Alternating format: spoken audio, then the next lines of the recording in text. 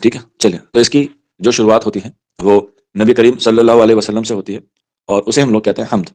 اور حمد میں جو پہلا شعر پڑھا گیا ہے وہ ہے یہ والا: کروں پہلے توحید، کروں کروں پہلے توحید، یزدا رقم، یزدا رقم، کروں پہلے توحید یزدا رقم، جھکا جس کے سجدے کو اول قلم، جھکا جس کے جھکا جس کے سجدے کو اول قلم. ٹھیک ہے، کروں پہلے توحید یزدا رقم، جھکا جس کے سجدے کے اول قلم. تو یہ مثنوی سحر البیان کا پہلا شعر ہے: کروں پہلے توحید یزدا رقم، جھکا جس کے سجدے کو اول قلم. اور سحر البیان کی حمد میں جو اشعار کہے گئے ہیں ان کی تعداد 38 ہے، یعنی کہ 38 اشعار ہے جو سحر البیان کی حمد میں کہے گئے ہیں. اس کا پہلا مصرع یہ ہے جو میں نے آپ کو لکھوایا: کروں پہلے توحید یزدا رقم، جھکا جس کے سجدے کو اول قلم. ٹھیک ہے، یہ حمد کی ہے. اور حمد کے بعد جو ہے وہ داستان یا کہہ سکتے ہیں مثنوی جو ہے وہ شروع ہوتی ہے. اس کی ایک بات لکھ لینا امپورٹنٹ کر کے اسٹار بنا کے، اور وہ یہ ہے کہ اس مثنوی کا جتنے بھی قصے شروع ہوں گے یا جتنے بھی باب شروع ہوں گے ان سب میں داستان آئے گا. ٹھیک ہے، داستان سے مراد ہے حمد. ہم نے کر لی. حمد میں کتنے شعر ہیں؟ 38 اشعار ہیں جو نبی کریم صلی اللہ علیہ وسلم کی مدح میں ہیں. اسی کی طرف ہم شروع کرتے ہیں آغاز داستان سحر البیان کی. سحر البیان کی یہاں سے جو ہے وہ کیا ہوتی ہے؟ کہانی شروع ہوتی ہے یا مثنوی شروع ہوتی ہے سحر البیان. یہ ہے تو مثنوی، لیکن اس کے سارے عنوان داستان کے نام چاہیں گے. جیسے آغاز داستان سحر البیان کی، داستان تولد ہونے کے شہزادے بے نظیر کی، داستان تیاری باغ کی. یعنی کہ ہر عنوان سے پہلے داستان آنا ضروری ہے. کبھی آپ کنفیوز ہو جائیں کہ یہ مثنوی ہے اس میں داستان کیوں آ رہا ہے، یہ اس کا نام ہے، عنوان کا نام ہے داستان. تو آغاز داستان سحر البیان کا جو پہلا اشعار ہے وہ اس طرح سے ہے: کسی شہر میں تھا کوئی بادشاہ، کسی شہر میں تھا کوئی بادشاہ، کسی شہر میں تھا کوئی بادشاہ، کہ تھا وہ شہنشاہ گیتی پناہ، کہ تھا وہ کسی شہر میں تھا کوئی بادشاہ، کہ تھا وہ شہنشاہ گیتی پناہ، شہنشاہ گیتی پناہ. یہ اس کا پہلا اشعار ہے جو داستان شروع ہوتی ہے تب. وہ حمد کی ہے: کروں پہلے توحید یزدا رقم، جھکا جس کے سجدے کو اول قلم. ٹھیک ہے، اس میں کتنے شعر ہیں؟ 38 شعر ہیں. اس کے بعد شروع ہوتی ہے آغاز داستان سحر البیان کی. اس کا پہلا شعر ہے یہ: کسی شہر میں تھا کوئی بادشاہ، کہ تھا کہ وہ شہنشاہ گیتی پناہ. ٹھیک ہے، اس کے بعد داستان جو ہے وہ شروع ہوتی ہے. یہاں تک آپ نے جو 2 اشعار لکھے ہیں، یہاں تک ابھی تک کسی کو کوئی ڈاؤٹ ہے؟ شروع کریں داستان سحر البیان کی، یعنی کہ مثنوی سحر البیان کی خلاصے کی. آپ لوگ بڑے دھیان سے سننا. ٹھیک ہے، میں آپ کو کہانی سناتا ہوں تھوڑی سی داستان سحر البیان کی. وہ ہے: کسی شہر میں تھا کوئی بادشاہ، کہ تھا وہ شہنشاہ گیتی پناہ. ایک بہت بارعب بادشاہ تھا جسے کئی شہنشاہ خراج دیتے تھے. خراج کا مطلب ہوتا ہے عزت. اس کے ارد گرد کی تمام شرکی سے اس سے خوب ڈرتے. عوام خوش تھی، ملک تو مانند اشفہان خوشحال تھا. دھیان رکھنا، اشفہان. تباہ حال بھی آتا تو غنی بن جاتا. بادشاہ کی جوانی کے دن ختم ہو رہے تھے اور اولاد نہ تھی. جس کے غم میں فقیری کا ذہن بنایا، وزیروں سے کہا: دنیا آخرت کی کھیتی ہے، دنیا آخرت کی کھیتی ہے، اس میں رہ کر فقیری کی طرح ثواب کمایا جائے، جی کھول کر کردوش کی جائے، یعنی کہ جی کھول کر خیرات کی جائے. نجومیوں، رتال اور برہموں، برہمن کہتے ہیں پنڈت کو، پنڈتوں کو بلا کر پوچھا گیا. سبوں نے خوشخبری سنائی کہ قسمت میں ایک خوبصورت بچہ ہے. پنڈتوں نے بتایا کہ لڑکے کو 12 سال تک بالا خانے پر جانے سے خطرہ ہوگا. بالا خانے یعنی کہ چھت پر. 12ویں سال تک بالا خانے پر جانے سے یہ خطرہ ہوگا کہ ایک پری اس پر عاشق ہو جائے گی. اس کے بعد جب پنڈتوں نے اور نجومیوں نے یہ ساری بھوشیہ وانی کی یا پیشن گوئی کی، اس کے بعد ان کے گھر میں 9 مہینے بعد جو ہے وہ پہلا بچہ شروع ہوتا ہے یا پہلا بچہ پیدا ہوتا ہے. اور اس کی داستان شروع ہوتی ہے: بادشاہ کے گھر بہت خوبصورت لڑکا پیدا ہوا جس کا نام بے نظیر رکھا گیا اور خوب جشن اور سخاوت کے ساتھ کی گئی. برس کے چوتھے برس میں دودھ چھڑایا گیا. ایگزام میں کوشچن پوچھا گیا ہے کہ بے نظیر کا دودھ کب چھڑایا گیا تھا؟ تو بے نظیر کا دودھ جب وہ چوتھے برس تھا تب اس کا جو ہے وہ کیا گیا تھا؟ دودھ چھڑا دیا گیا. اور دودھ چھڑانے کے بعد اسے جو ہے وہ اعلیٰ تعلیم کے لیے کہاں بھیجا گیا؟ باغ میں بھیجا گیا. اور آپ لوگوں کو پتا ہے جب بچے کو چوتھے مہینے دودھ چھڑایا جاتا ہے، ٹیچنگ ایپٹیٹیوڈ کا ایک سوال آتا ہے یہاں سے کہ مدھیہ کال میں یعنی کہ مسلم کال میں بچے کی تعلیم کب شروع ہوتی ہے؟ بچے کی تعلیم کب شروع ہوتی ہے مطلب کتنے سال میں شروع ہوتی ہے؟ جیسے آپ نے بی ایڈ میں پڑھا ہوگا اپنین سنسکار، سمپدا، اپربجا. اس طریقے سے آپ لوگ بتائیے کہ مسلم کال میں آپ سارے مسلم ہیں زیادہ تر بچے، تو تعلیم جو شروع ہوتی ہے اس کی ایک ایج کیا ہے جو ماہرین نے ڈیسائیڈ کی ہے؟ اور اس عمر کو جب بچہ جاتا ہے مکتب میں، مکتب کہتے ہیں مدرسے کو، جہاں بچہ پرائمری لیول پہ جاتا ہے، 4 سال نہیں، غلط جواب ہے شبا، 4 سال نہیں ہے، 4 سال نہیں ہے، شوقین کہہ رہا ہے 6، محمد عقیل 5، بالکل شین خاتون نے صحیح جواب دیا ہے، لیکن آدھا ادھورا ہے، لیکن پورا ہی ہے۔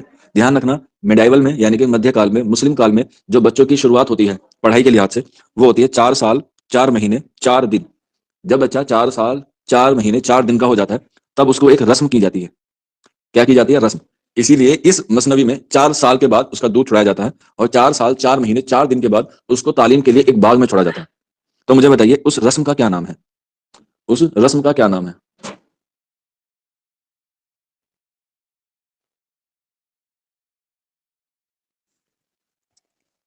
بالکل، نازیہ اور شوکیر اور Mohammad Aqeel, very good, proud of you بیٹا۔ ہاں، اسے کہتے ہیں بسم اللہ خانی یا بسم اللہ رسم، جو 4 سال 4 مہینے 4 دن میں ہوتی ہے۔ تو وہی جو ہے وہ یہاں کی گئی، اور بچے کو جو ہے وہ باغ میں جو ہے وہ بھیجا گیا تعلیم حاصل کرنے کے لیے۔ اور آگے کہانی ایسے شروع ہوتی ہے، یعنی کہ مثنوی، بادشاہ نے شہزادے کے لیے ایک الگ سے ایک رش کے ارم باغ بنوایا۔ یاد رکھ لینا، باغ کا نام تھا رش کے ارم باغ۔ بادشاہ نے شہزادے کے لیے الگ سے ایک رش کے ارم باغ بنوایا، جس میں ضرورت کے تمام لوگوں کو بھی خدمت پر بحال کیا، معلم، اطالق اور ماہرین۔ معلم آپ لوگ جانتے ہیں، اطالق کسے کہتے ہیں؟ کوئی بچہ بتا سکتا ہے؟ معلم، اطالق اور ماہرین فنون متعین کیے گئے۔ شہزادے نے بہت جلد معقول و منقول اور موسیقی و توپ بازی میں وہ کمال حاصل کیا کہ خود اس کے اطالق اور فرنگی بھی حیران ہو گئے۔ ہاں، اطالیہ کہتے ہیں ٹیچر کو، معلم کا سینونیمس ہوتا ہے اطالق، ٹھیک۔ اطالق اور فرنگی بھی کیا ہو گئے؟ حیران ہو گئے۔ شہزادہ جب 12 سال کا ہوا، شہزادہ جب 12 سال میں تھا تو بادشاہ نے نقیبوں کو بلا کر شہزادے کے لیے سواری کی تیاری کا حکم دیا کہ بے نظیر اب سیر و سواری کا مزہ چکھ سکے، ٹھیک ہے۔ بیٹے کو نہا کر تیار ہونے کا حکم دیا۔ شہزادہ حمام میں نہایا، حمام کہتے ہیں غسل خانے کو، ٹھیک ہے۔ شہزادہ حمام میں نہایا، اسے جواہر پہنائے گئے، پھر ہزاروں ہاتھی اور ہزاروں پالکی اور فوج کے ساتھ اس کو لے کر بادشاہ اپنے دوسرے باغ میں گیا۔ عوام نے بھی اپنے شہزادے کو دیکھا اور خوب بلائی لی۔ وہاں سے شہزادے کو محل لایا گیا، اور شہزادے کی خواہش پر یہ سوچتے ہوئے کہ بالا خانے پر سونے کی اجازت بادشاہ نے دے دی ہے کہ 12 سال مکمل ہو چکے، مگر حقیقت میں کچھ دن باقی تھے۔ محافظوں کو خاص نگرانی رکھنے اور سورہ نور دم کرنے کا حکم دیا۔ یاد رکھ لینا، ایگزام میں پوچھا جاتا ہے کہ جب وہ بالا خانے پر سونے جا رہا تھا تو اس کے اوپر کون سی سورہ دم کی گئی؟ تو یاد رکھ لینا، سورہ نور جو ہے وہ دم کی گئی، ٹھیک ہے۔ اس کے بعد جو شہزادہ ہے وہ بالے خانے پر سونے چلا جاتا ہے۔ شہزادے کو سونے کے لیے پلنگ پر لیٹتے ہی نیند آ گئی، کیونکہ وہ دن بھر کا تھکا ہوا تھا۔ ساتھ ہی چھت پر ٹھنڈی ٹھنڈی ہوائیں کے جھونکے جو ہے اس کو سہلا رہے تھے، اور اسی وقت ایک پری کا گزر ہوا اوپر سے۔ شہزادے کو دیکھ کر فریفتہ ہو گئی، اپنے تخت کو نیچے لائی، اپنے رخسار کو شہزادے کے رخسار سے مس کیا، اور شہزادے کو پلنگ سمیت اٹھا کر لے گئی۔ خدمت گاروں کی آنکھ کھلی، شہزادے کو نہ پا کر خوب ڈھنڈورا پیٹا، پھر شہنشاہ کو خبر دی، اور راجا کو رانی نے بتایا، جس سے رانی جو ہے وہ غم زدہ ہو گئی اور غم سے نڈھال ہو گئی۔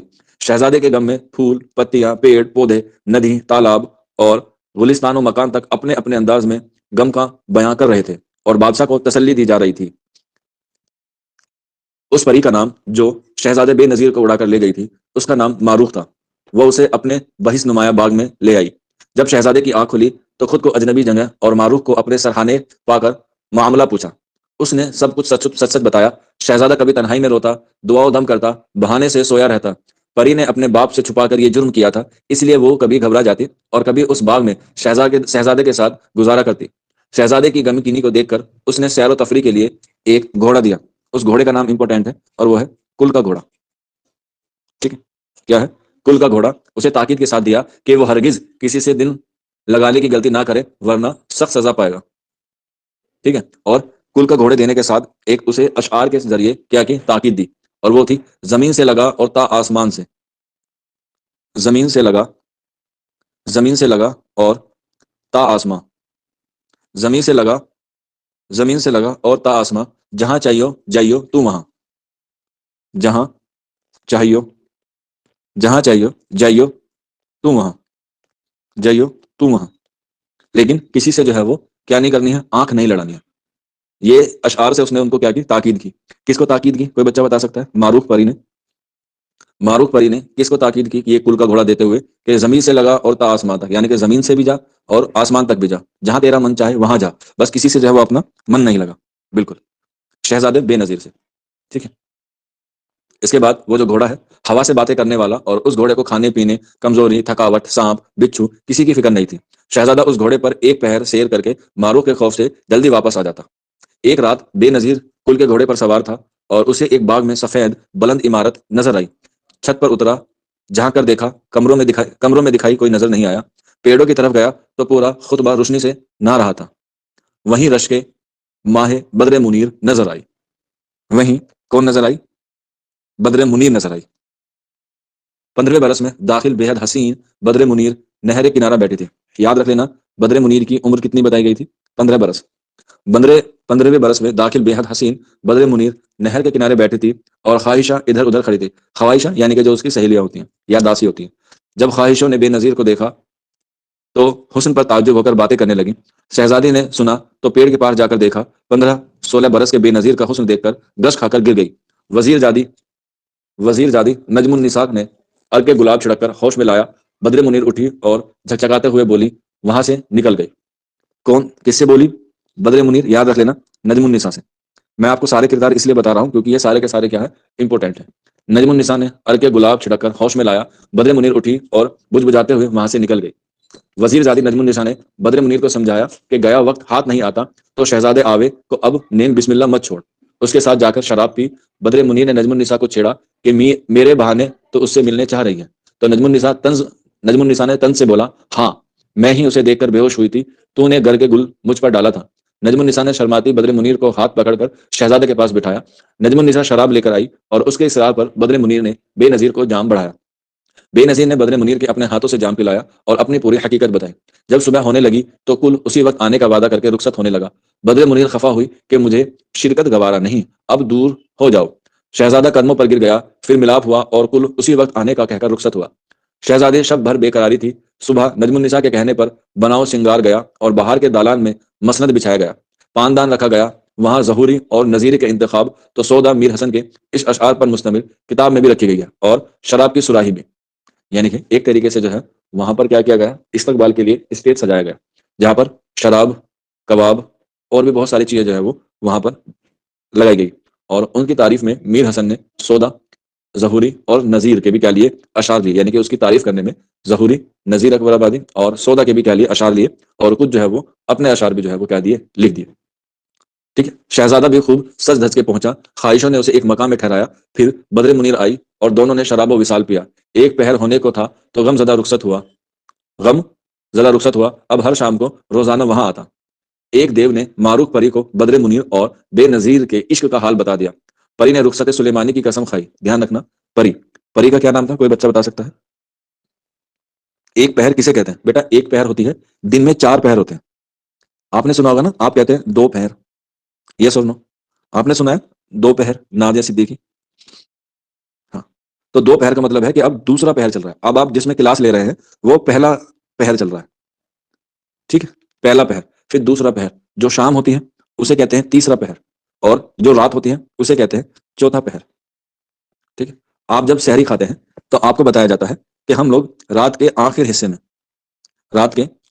میں یا صبح کے اول حصے میں، صبح کا اول حصہ یا پہلا حصہ میں ہم کھانا کھاتے ہیں، ٹھیک ہے نا؟ تو یہ 4 ڈیوائڈ ہوتا ہے، اسی لیے ہم لوگ کہتے ہیں 2 پہر، یعنی کہ اب جو ہے وہ دوسرا پہر شروع ہو گیا، ٹھیک ہے، سمجھ میں آ گیا نادیہ صدیقی؟ چلیے، تو ایک دیو نے معروف پری کو بدر منیر اور بے نظیر کے عشق کا حال بتایا۔ پری نے رخصت سلیمانی کی قسم کھائی۔ یاد رکھ لینا، کس کی قسم کھائی تھی؟ حضرت سلیمان کی، حضرت سلیمان کی کیا کھائی؟ قسم کھائی کہ شہزادے کو سخت سزا دوں گی۔ شہزادہ جب واپس وہاں پہنچا تو اسی کے انتظار میں تھی۔ سخت باز پرس کی اور دیو کو حکم دیا کہ اسے کوہ کاف، کس میں؟ کوہ کاف، یاد رکھ لینا، کوہ کاف ایک جگہ کا نام ہے۔ کوہ کاف کی راہ میں واقع چاہ علم جو ہے وہ ایک کنویں کا نام ہے، ٹھیک ہے، کوہ کاف کی راہ میں واقع چاہے علم میں اسے قید کر دو، بس شام کو کھانا دینا اور ایک جام پلا دینا۔ اس کنویں میں شہزادہ خوب غمزدہ رہتا، فریاد کرتا۔ ادھر شہزادے کا آنا بند ہوتا دیکھ کر بدر منیر بڑے غمگین ہوئی۔ نجم النساء نے سمجھایا کہ شہزادہ غم نہ کرے، مگر کوئی اثر نہیں ہوا۔ دن رات رونا، کھانا پینا اور دن رات کاٹنا اس کے حال پر گزرنے لگی۔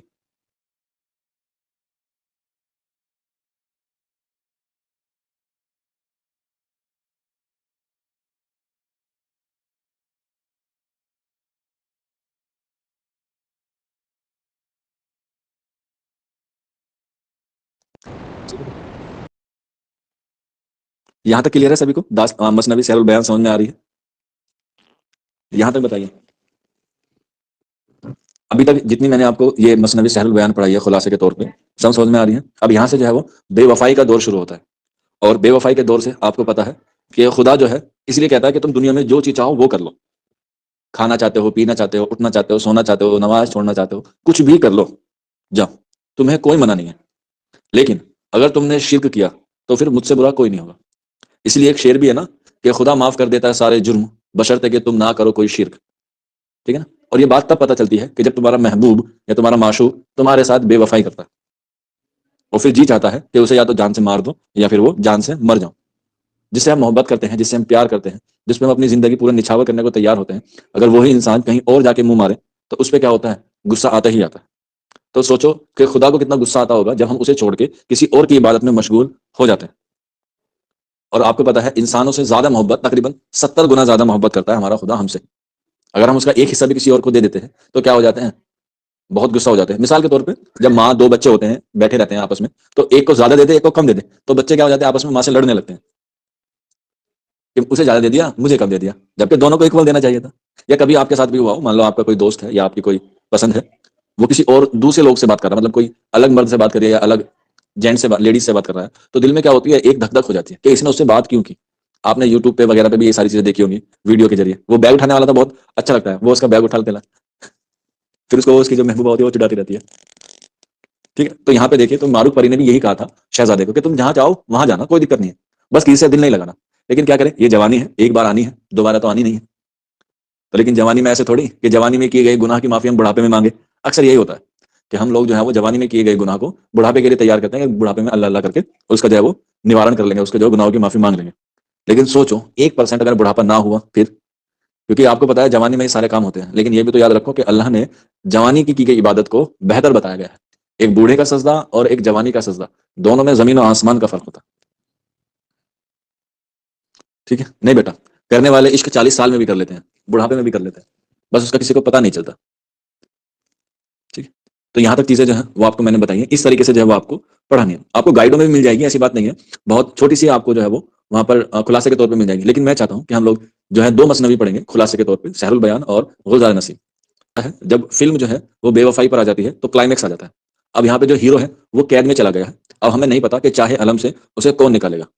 اور آپ کو پتا ہے جہاں کچھ نہیں ہوتا وہاں پہ فیروز آتا ہے. آپ کو پتا ہے نا، جہاں کچھ نہیں ہوتا وہاں پر فیروز آتا ہے.